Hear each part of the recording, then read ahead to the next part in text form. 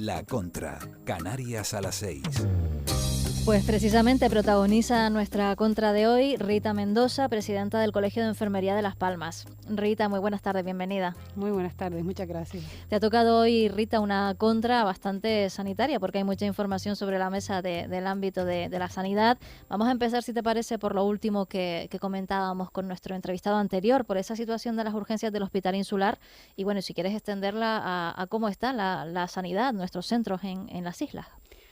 La situación de urgencias, en este caso estábamos hablando del Hospital Insular, no es nueva. Yo creo que si miramos hacia detrás, en los últimos 20 años se han llenado portadas de los diferentes medios de comunicación con la saturación del tema de las urgencias. Es verdad que se ha empeorado después de la situación de COVID. Me parece que algunas claves es que esto hay que centrarlo más en planificación que en gestión. Todas estas herramientas de gestión, de planes de contingencias que han intentado poner en marcha diferentes equipos directivos y gestores, vemos que no dan la solución que se necesita en tanto en cuanto, pues ayer amaneció el hospital casi que con personas para ingresar en 3 plantas más, algo que evidentemente no tiene ahora mismo la sanidad. Entonces diría que hay que empezar a pensar en planificación sanitaria y cuidados.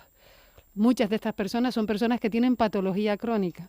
Tenemos estudios que demuestran que los pacientes con patología crónica van más a los servicios de urgencias en Canarias que en el resto de España.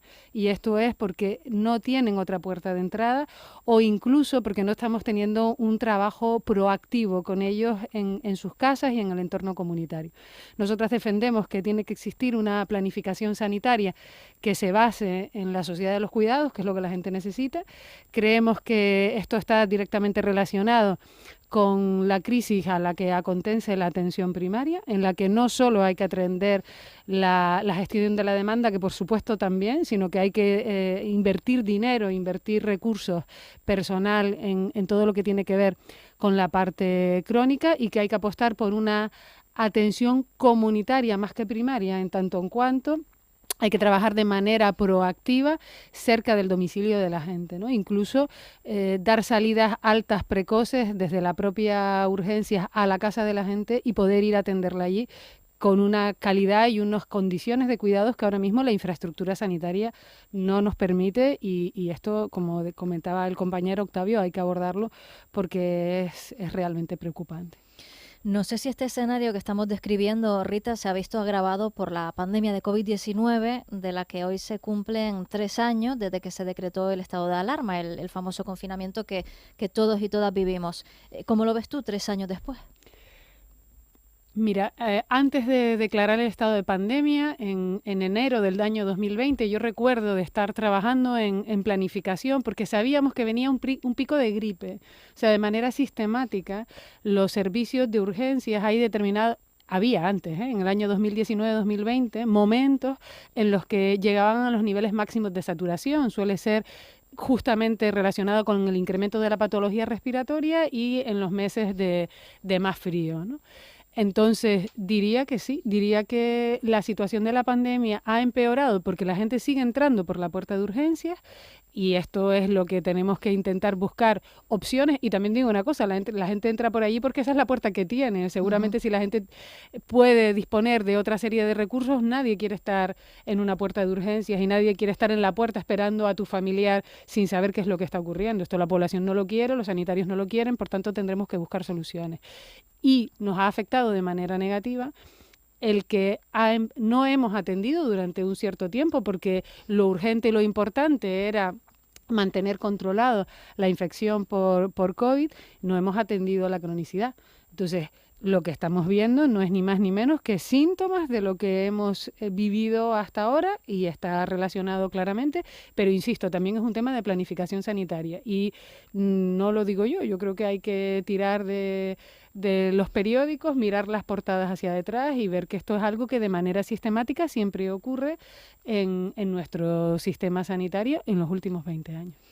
Hoy además han vuelto a reivindicar su papel, su situación, las personas que sufren COVID persistente, que calculan que en Canarias son como unas 50.000 y que reclaman mayor atención sanitaria y mayor inversión para descubrir exactamente qué es la COVID persistente y cómo se puede tratar, ¿verdad? Porque estamos de momento con algo totalmente novedoso. La COVID persistente, en concreto esta asociación que reivindica un trato específico, ¿no?, para su situación y para los síntomas que presentan, me parece que es un tema muy justo. Además han tenido propuestas que parece que no llegan a materializarse. ¿Por qué digo que creo que es un tema muy justo? Bueno, porque estas personas pues sufren una gran cantidad de síntomas que están relacionados con el tema neurológico, el tema inmunitario, con el cansancio. Bueno, pues tienen una serie de síntomas que necesitan una atención, que no siempre como sociedad y como sistema sanitario somos sensibles a estas realidades, y entonces claramente hay que ponerlo encima de la mesa. Nosotros nos hemos reunido con ellas y ellas no reivindican ni más ni menos que una atención a la medida de sus necesidades. Incluso nos llegaron a comentar la importancia, ¿no?, de tener una enfermera gestora de casos que dentro del sistema sanitario pudiera orientarlas porque todos estos síntomas son de especialidades muy distintas. Sin embargo, los cuidados son un núcleo, digamos, de unión, ¿no? Los cuidados, que es a lo que nos dedicamos las enfermeras. Pues es verdad que necesitan una atención especial, y creo que es importante crecer también en investigación para poder aclarar exactamente esto cómo les está afectando y cómo puede seguir afectando a sus vidas, y buscar soluciones al menos para mejorar su condición y su calidad de vida. Te queríamos preguntar también esta tarde, Rita, por dos casos que están judicializados ahora mismo, el caso Mascarillas y el caso Mediador. ¿Cómo ves tú estos asuntos de presunta corrupción? Los veo mal. Hemos estado hablando a lo largo de la entrevista con el tema de la pandemia.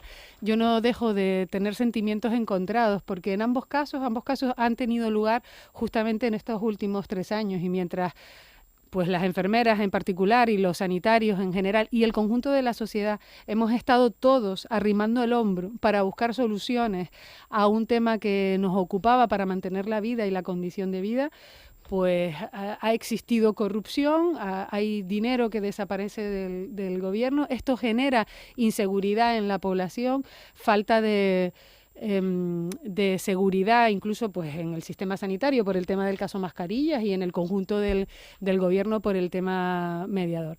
Así que creo que hay que ser contundente en la respuesta desde el punto de vista de que cero tolerancia a cualquier tipo de corrupción.